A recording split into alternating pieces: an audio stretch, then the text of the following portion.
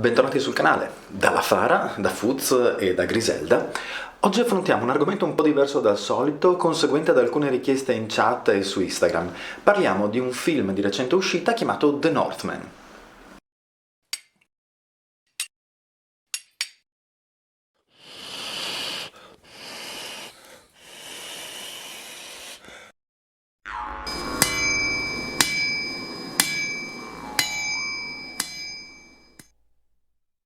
Bentornati, dicevamo. Grazie dei contatti che intrattenete con noi attraverso gli altri social come Facebook e Instagram. Sono sempre molto utili per capire quali sono gli argomenti che vi interessano di più. E il video di oggi nasce proprio da una conversazione di questo tipo. Ci sono stati chiesti dei pareri su un video di recente uscita, su un film di recente uscita, The Northman, un film di quest'anno, di produzione anglo-americana. Il regista è Robert Eggers. La sceneggiatura è scritta a quattro mani insieme a un autore e poeta islandese e prende lo spunto dalla leggenda alla base dell'Amleto. In particolare dà il riferimento alla leggenda di Amleto contenuto nella Gesta degli dei e degli eroi danesi di Sassone Grammatico. Potremmo domandarci cosa c'entri con noi.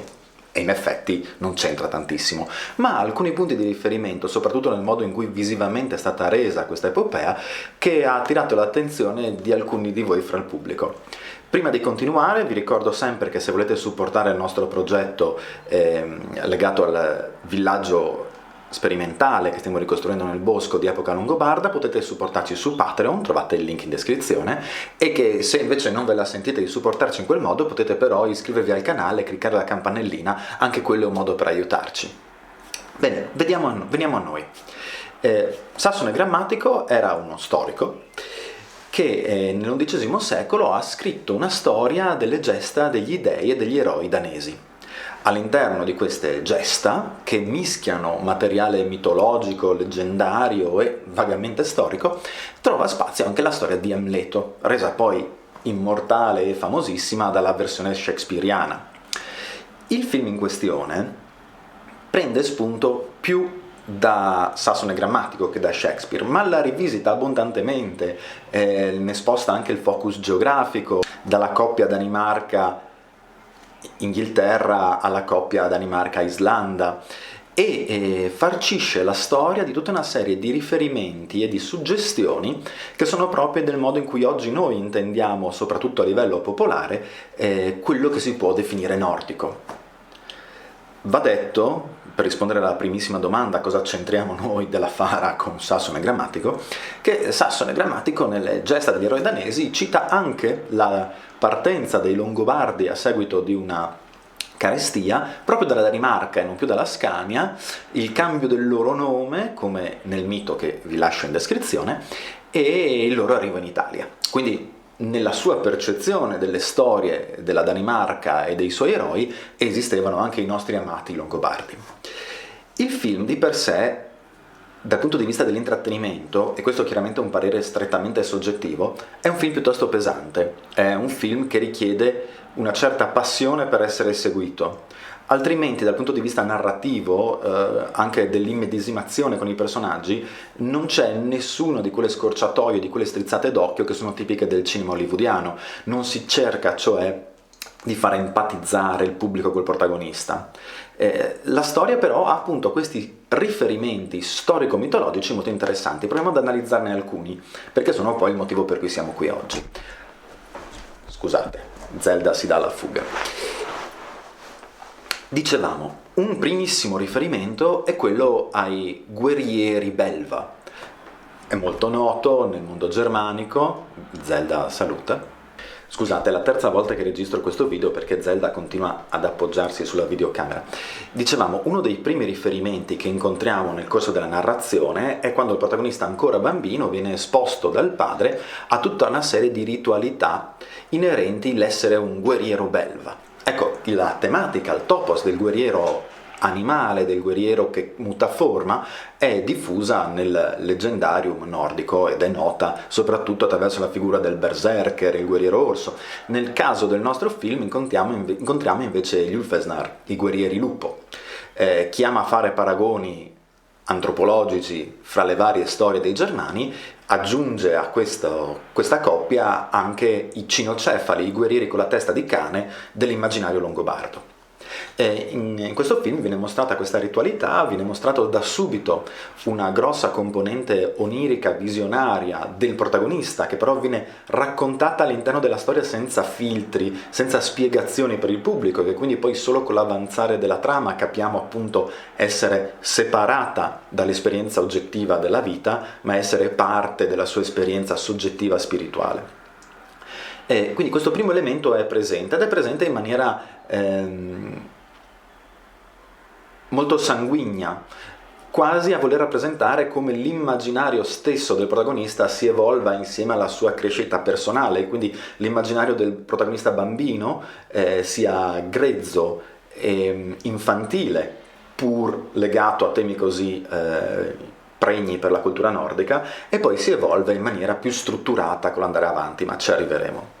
Quindi a questo primo riferimento poi ne seguono altri interessanti a livello iconografico. Chi ha deciso di realizzare questo film, chi ha deciso, diciamo, la veste grafica di questo film, ha prestato attenzione a quanto si sa e a quello che si suppone delle culture di epoca alto medievale, perché sebbene la vicenda venga ambientata all'inizio del IX secolo, gli espedienti narrativi fanno in modo che noi si incontrino elementi molto precedenti.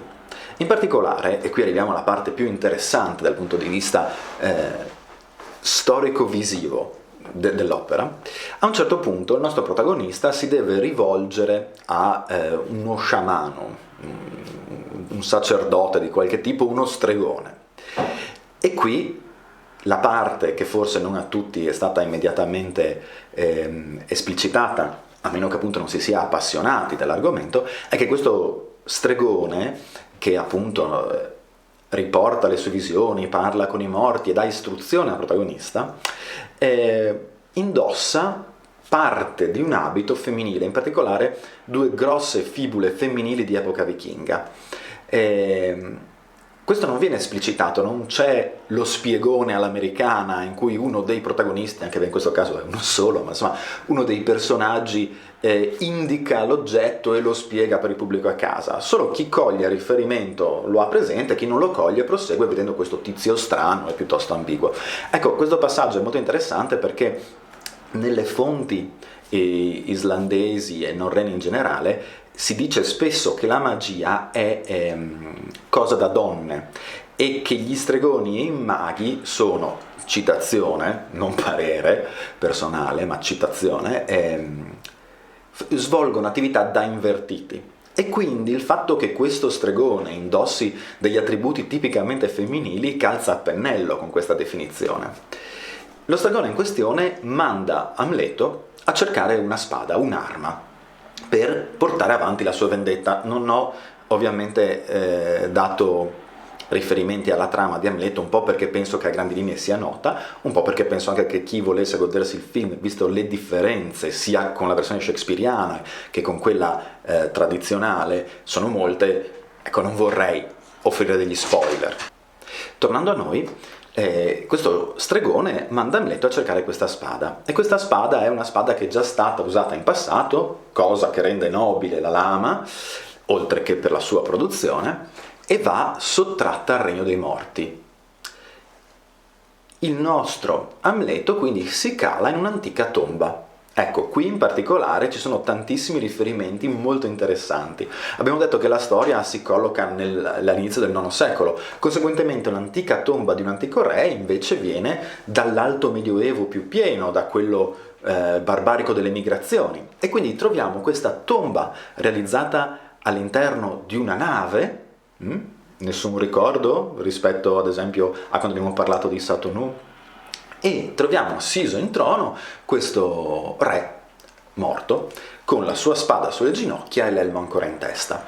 Non entrerò nello specifico di come la spada venga ottenuta, proprio per non dare degli spoiler, ma gli aspetti per noi interessanti sono in realtà tutti visivi. E quindi, ad esempio, la spada che il re tiene sulle ginocchia è una spada ad anello fisso, una spada tipica del VII secolo, che non c'è prima, non c'è dopo, e che attraversa tutto il mondo germanico europeo, dalla spada di nocera umbra longobarda a quelle appunto della penisola scandinava. Un particolare, di nuovo, piccolo, ma interessante nel far capire quanta ci sia stata attenzione proprio ad alcuni dati storico-archeologici, quando normalmente in film di questo genere la spadona definitiva è un enorme spadone alla Conan che nulla ha di storico. In questo caso c'è stata attenzione. L'elmo stesso che questo re defunto indossa mostra alcune caratteristiche tipiche degli elmi dell'Alto Medioevo, della cultura vendelo, di quella anglosassone. Troviamo quindi una piccola statuina di cinghiale al colmo dell'elmo, come nel cosiddetto elmo del pioniere, ritrovato in Inghilterra. Troviamo delle placche decorate di metallo con la tecnica del press bleach, tipico ad esempio di tutti gli elmi vendelo, di quelli di Satonou. La struttura stessa dell'elmo, con una copertura per la nuca molto rigida, ricorda le ipotetiche ricostruzioni di uno dei ritrovamenti più importanti e più recenti svolti nell'Inghilterra anglosassone, il cosiddetto tesoro dello Staffordshire. In altre immagini, colte qua e là, soprattutto nella fase più onirica dell'esperienza del protagonista, vediamo ad esempio uno scettro che ricorda molto quello di Satonou. Quindi, ancora una volta, senza entrare nel giudizio, se non quello personale che ho dato all'inizio, sull'esperienza in quanto pubblico che questo film può offrire, per gli appassionati di storia, archeologia e mitologia nordica, sicuramente ci sono delle chicche. La storia di per sé poi vuole essere però una storia originale che si sviluppa a partire da uno spunto storico e leggendario. Quindi lasciamo ovviamente a voi la scelta se vederlo o meno, dovrebbe essere ancora in sala in questo momento. Fateci sapere nei commenti se avete condiviso questa nostra lettura, se avete notato questi particolari e se ne avete notati altri. Grazie e mandi!